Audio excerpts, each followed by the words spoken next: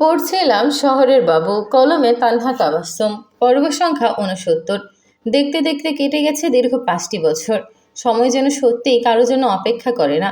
যে ছোট্ট রাজকন্যাকে ঘিরে এতদিন পুরো পাটোয়ারি বাড়ি আনন্দে মেতে উঠেছিল, আজ সে আনায় অনেকটাই বড় হয়ে গেছে। মনে হয় এই তো সেদিন তার জন্ম হলো। আর দেখতে দেখতেই 5টি বছর যেন সবার চোখের পলকেই কেটে গেল। এই কয়েক বছরে শুধু আনাই নয়, পরিবারের প্রতিটি মানুষের জীবনে এসেছে নতুন নতুন সুখ, নতুন স্মৃতি আর অসংখ্য সুন্দর মুহূর্ত। এখন আনায়া আর নিহান একই ইংলিশ মিডিয়াম স্কুলে পড়ে। দুজনের ক্লাস আলাদা হলেও স্কুল জীবনের সবচেয়ে প্রিয় বন্ধু যেন একজন আরেকজনই। সকালবেলা স্কুল যাওয়া থেকে শুরু করে টিফিন টাইম, খেলাধুলা, সুযোগ পেলেই দুজনে একসঙ্গে সময় কাটায়। তবে তাদের বন্ধুত্বের সঙ্গে প্রতিদিনই যেন একটু একটু ঝগড়াও বাঁধে। কখনো কোনো খেলনা নিয়ে, কখনো বা কে আগে বসবে সেটা নিয়ে। আবার কখনো একেবারে কোনো কারণ ছাড়াই দুজনের মধ্যে মান অভিমান শুরু হয়ে যায়। রাগ করে এমন ভাব করে যেন একজন আরেকজনকে চিনেই না। কথা বলা তো দূরের কথা, একজন অন্যজনের দিকে তাকাবে না। কিন্তু সেই রাগ বেশিক্ষণ স্থায়ী হয় না। কিছুক্ষণ পরেই আবার দুজন একসঙ্গে খেলতে শুরু করে, যেন একটু আগেও তাদের মধ্যে কোনো ঝগড়া হয়নি। তবে মজার বিষয় হলো, একজন আরেকজনকে না দেখলে দুজনের কারো মনই ভালো থাকে না। আনায়া যদি কোনোদিন স্কুলে না যায়, তাহলে পুরো দিনটাই যেন নিহানের মন খারাপ হয়ে থাকে। স্কুল থেকে ফিরে সে সোজা রাইসার কাছে গিয়ে বলে, আম্মু, আনায়ের কাছে ফোন দাও না। রাইসা মুচকি হেসে জিজ্ঞেস করে, কেন? আজ তো সকালেও দেখা হয়েছে। নিয়ান মুখ ফুলিয়ে বলে, অনেকক্ষণ হয়ে গেছে, কথা বলতে হবে। তার কথাবার্তা শুনে মনে হয় যেন বহু যুগ ধরে তাদের কোনো কথা হয়নি।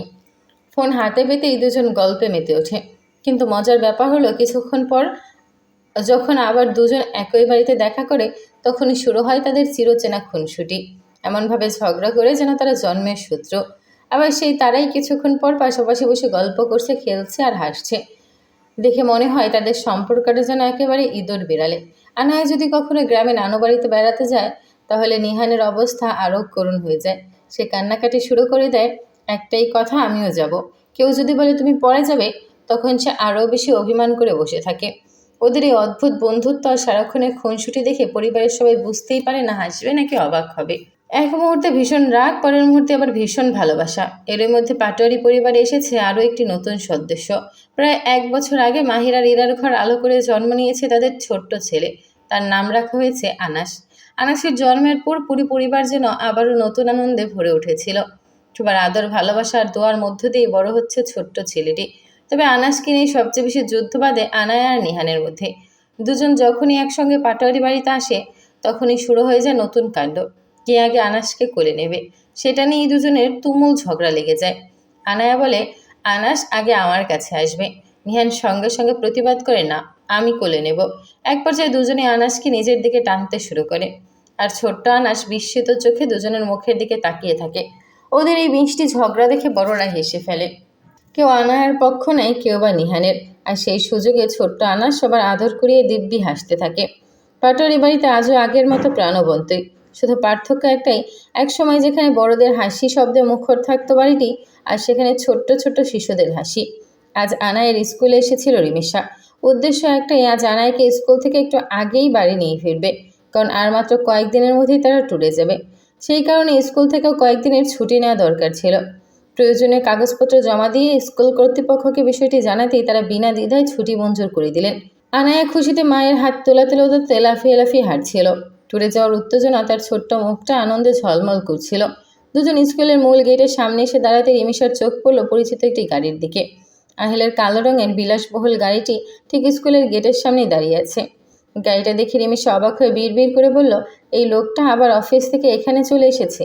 তার তো এই সময় অফিসে থাকার কথা। হঠাৎ স্কুলে আসার কারণ কি, সেটাই বুঝে উঠতে পারছিল না। ড্রাইভারকে মৃদু হেসে বলল, আঙ্কেল, আপনি গাড়ি নিয়ে বাড়ি চলে যান, আমরা আহিলের সঙ্গে ফিরব। ড্রাইভার সম্মতি জানিয়ে গাড়ি নিয়ে চলে গেল। এরপর রিমিশা আনায়াকে নিয়ে ধীরে ধীরে আহিলের গাড়ির দিকে এগিয়ে গেল। গাড়ির একদম কাছে এসে সে একটু থমকে দাঁড়ালো। গাড়ির চারপাশে সবকটি জানালা কালো গ্লাস পুরোপুরি তোলা। বাইরে থেকে ভেতরের কিছুই দেখা যাচ্ছে না। রিমিশা ভ্রুকুচকে মনে মনে বললে, এই লোকটা আবার সব জানালার গ্লাস এমন বন্ধ করে রেখেছে কেন? কৌতূহলী নিয়ে সে গাড়ির দরজার হাতলে হাত রাখল। দরজা আলতো করে টান দিতেই সেটি খুলে গেল। আর ঠিক সেই মুহূর্তে বিস্ময়ে রিমিশার চোখ দুটো বড় বড় হয়ে গেল। গাড়ির সামনে পুরো সিট জুড়ে রাখা বিশাল একটি গোলাপ ফুলের তোড়া। লাল টকটকে গোলাপে তৈরি সেই বিশাল বুকেটিতে প্রায় 500টি গোলাপ নিখুঁতভাবে সাজানো হয়েছে। ফুলগুলোর মাঝখানে ছোট ছোট সাদা বেবি ব্রেথ ফুল আর সবুজ পাতায় আজ পুরো তোড়াটিকে আরও রাজকীয় ও আকর্ষণীয় করে তুলেছে। দৃশ্যটা এতই সুন্দর ছিল যে রিমিশা কিছুক্ষণ শুধু মুগ্ধ হয়ে তাকিয়ে রইল। তারপর অবাক কণ্ঠে বলল, আপনি এতগুলো ফুল এনেছেন কেন? আমার আদরিনী বউয়ের জন্য। কথাটা শুনে রিমিশার গাল লজ্জা হালকা লাল হয়ে উঠল। ঠিক তখনই পাশে দাঁড়িয়ে থাকা আনায়া ঠোঁট ফুলিয়ে মিষ্টি অভিমানী গলায় বলে উঠল, আমার জন্য আনুনি বাবা? মেয়ের কথায় আহিল হেসে ফেলল। এনেছি তো পাপা, আমার ছোট্ট প্রিন্সেসের জন্য আমি কিছু না এনে থাকতে পারি? বাবার হাত থেকে ফুলের তোড়াটা নিয়ে আনায়ার মুখে মুহূর্তেই ফুটে উঠল পৃথিবীর সবচেয়ে সুন্দর হাসি। সে আনন্দে বাবার গলায় ঝাঁপিয়ে পড়তেই গাড়ির ভেতরটা ভালোবাসা, হাসি আর গোলাপের মিষ্টি সুবাসে আরও বেশি প্রাণবন্ত হয়ে উঠল। সকাল ঠিক 6টায় ফ্লাইটে উঠে বসেছে আহিল, রিমিশা আর তাদের আদরের ছোট্ট মেয়ে আনায়া। তাদের আজকের গন্তব্য স্বপ্নের দেশ মালদ্বীপ। আর এই ভ্রমণের পেছনে রয়েছে খুব বিশেষ একটি কারণ। আগামীকাল আহিল আর রিমিশার বিবাহবার্ষিকী। বিয়ের পর থেকে আহিল একটি সুন্দর নিয়ম করে ফেলেছে। প্রতি বছরের ম্যারেজ অ্যানিভার্সারিতে সে রিমিশাকে নিয়ে নতুন কোনো দেশে ঘুরতে যায়। তাদের কাছে এই ভ্রমণটাই যেন নতুন করে হানিমুন উদযাপন করার মতো।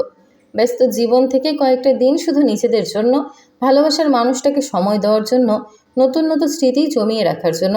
আগে এই ভ্রমণে শুধু আহিল আর রিমিশাই থাকতো, কিন্তু আনায়া পৃথিবীতে আসার পর সেই ছোট্ট রাজকন্যা হয়ে উঠেছে তাদের প্রতিটি সুখের মুহূর্তের সঙ্গী। তাই এবারও তার কোনো ব্যতিক্রম হলো না। তাদের হানিমুনেও সঙ্গে রয়েছে তাদের সবচেয়ে প্রিয় উপহার ছোট্ট আনায়া। দীর্ঘ প্রায় 4 ঘন্টা আকাশপথ পাড়ি দিয়ে অবশেষে বিমানটি মালদ্বীপের মাটিতে অবতরণ করল। আগেই তাদের রিসোর্ট থেকে জানিয়ে দেওয়া হয়েছিল বিমানবন্দর থেকেই নিয়ে যাওয়ার জন্য একটি গাড়ি পাঠানো হবে। তাই 3 জন বিমানবন্দরে নির্ধারিত অপেক্ষার জায়গায় গিয়ে শান্তভাবে বসে রইল। চারপাশে নানা দেশের পর্যটকদের ব্যস্ত আনাগোনা। কেউ পরিবার নিয়ে এসেছে, কেউ বন্ধুদের সঙ্গে। সব মিলিয়ে পুরো পরিবেশটাই ছিল প্রাণচঞ্চল। এদিকে ছোট্ট আনায়ার কৌতূহল যেন কোনোভাবেই শেষ হচ্ছে না। সে কখনো কাছের বাইরে তাকাচ্ছে, কখনো আবার বাবার দিকে। তার বড় বড় কৌতূহলী চোখ যেন হাজারো প্রশ্ন। একসময় সে আহিলের হাত ধরে মিষ্টি গলায় জিজ্ঞেস করল, পাপা, এখানকার সমুদ্রের পানি এত নীল কেন? আহিল মুচকি হেসে ধৈর্য নিয়ে উত্তর দিল, কারণ এখানে পানি অনেক পরিষ্কার আর গভীর, তাই দূর থেকে আরও নীল দেখায় মামুনি। আনায়া আবারও প্রশ্ন করল, আচ্ছা বাবা, এখানকার বালি এত সাদা কেন? আহিল হেসে বলল, এখানকার বালি ছোট ছোট প্রবাল আর সামুদ্রিক ঝিনুকের কণায় তৈরি, তাই এত সুন্দর সাদা দেখায়। কিন্তু তাতেও আনায়ার প্রশ্ন যেন শেষই হলো না। সে আবার আগ্রহভাবে বলল, আমরা কখন হোটেলে পৌঁছাবো? আমি হোটেলে গিয়ে আগে সুইমিং করব, সমুদ্রে খেলবো, বালিতে বড় বড় বাড়ি বানাবো। আহিলও মেয়ের প্রতিটি প্রশ্নের উত্তর দিচ্ছিল অসীম ধৈর্য আর ভালোবাসা নিয়ে। হোটেল থেকে আগেই পাঠানো গাড়িটি নির্ধারিত সময় বিমানবন্দরে এসে তাদের রিসিভ করলো। লাগেজগুলো সুন্দর করে গাড়িতে তুলে দেওয়া হলো। এরপর আহিল রিমিশার ছোট্ট আনায়াকে নিয়ে গাড়িতে নিরাপদে হোটেলের উদ্দেশ্যে রওনা দিল। বিমানবন্দর ছেড়ে গাড়ি যত সামনে এগোচ্ছিল, ততই মালদ্বীপের অপরূপ সৌন্দর্য যেন চোখের সামনে একে একে ধরা দিচ্ছিল। অন্যদিকে ছোট্ট আনায়ার তো খুশির যেন আর শেষই নেই। সে একবার গাড়ির এদিকে জানালায় যায়, আবার ওপাশের জানালায় গিয়ে উঁকি দেয়। চারদিকে তাকিয়ে অবাক হয়ে শুধু বলেই যাচ্ছে, ওয়াও, এত সুন্দর! পাপা দেখো, পানি কত নীল! মামা দেখো, কত সুন্দর! মেয়ের সরল কথাগুলো শুনে আহিল আর রিমিশা দুজনেই হেসে উঠল। প্রায় কিছুক্ষণ পর গাড়িটি তাদের নির্ধারিত হোটেলের সামনে এসে থামল। হোটেলের বাহ্যিক সৌন্দর্য দেখেই তারা মুগ্ধ হয়ে গেছে। চেক ইন সব আনুষ্ঠানিকতা শেষ করে একজন স্টাফ তাদের লাগেজ নিয়ে রুম পর্যন্ত পৌঁছে দিল। রুমের দরজা খুলতেই তিনজনই কিছুক্ষণ বিস্ময়ে চারদিকে তাকিয়ে রইল। রুমটি এত সুন্দর আর পরিপাটি করে সাজানো যে মুহূর্তের মধ্যেই সবার মন জয় করে নিল। আহিল ব্যাগগুলো একপাশে রেখে দিতে ছোট্ট আনায় আর এক মুহূর্ত দাঁড়িয়ে থাকতে পারল না। সে দৌড়ে গিয়ে রুমের সঙ্গে থাকা ছোট্ট সুইমিং পুলটায় নেমে পড়ল। পানিতে পা দিয়ে আনন্দে চিৎকার করে উঠল, ইয়াহ, কত মজা! তার সেই উচ্ছ্বাস দেখে আহিল আর রিমিশা দাঁড়িয়ে দাঁড়িয়ে মেয়ের দুষ্টুমিগুলো মুগ্ধ হয়ে দেখতে লাগলো। পরিবারের এই ছোট্ট ছোট মুহূর্তগুলোই যেন তাদের ভ্রমণকে আরও সুন্দর করে তুলছিল। দেখতে দেখতে রাত নেমে এলো। রাত হতেই হোটেল থেকে তাদের জন্য রাতের খাবার পরিবেশন করা হলো। তিনজন একসঙ্গে বসে শান্তিমতো রাতের খাবার খেয়ে নিল। সারাদিনের ঘোরাঘুরি, ভ্রমণ আর খেলাধুলার ক্লান্তিতে আনায়ের চোখে তখন ঘুম নেমে এসেছে। খাওয়া শেষ করতেই সে বাবার হাই তুলতে লাগলো। রিমিশা আদর করে মেয়ের মাথায় হাত বুলিয়ে দিতে কিছুক্ষণের মধ্যে আনায়া ঘুমের দেশে তলিয়ে গেল। তাই খুব যত্ন করে তারা আনায়াকে একটি বিছানায় আরাম করে শুয়ে দিল। গায়ে হালকা কম্বল টেনে দিয়ে দুজন কিছুক্ষণ ঘুমন্ত মেয়ের নিষ্পাপ মুখের দিকে তাকিয়ে রইল। তারপর আহিল আর রিমিশা ফ্রেশ হয়ে অন্য বিছানায় এসে শুয়ে পড়ল। বিছানায় শোয়া মাত্র আহিল আলতো করে রিমিশাকে নিজের বুকে জড়িয়ে নিল। রিমিশাও নিশ্চুপ হয়ে তার বুকে মাথা রেখে চোখ বন্ধ করল। কিছুক্ষণ নীরব থাকার পর আহিল খুব আদরে গলায় ধীরে ধীরে বলল, আদরিনী, আই লাভ ইউ। রিমিশার দুগাল মুহূর্তেই পাকা টমেটোর মতো লাল হয়ে উঠল। লজ্জায় চোখ দুটো নিচু করে মৃদুস্বরে বলে, হয়েছে, আর বলতে হবে না। তার সেই লাজুক মুখশ্রী দেখে আহিলের ঠোঁটের কোণে দুষ্ট এক হাসি ফুটে উঠল।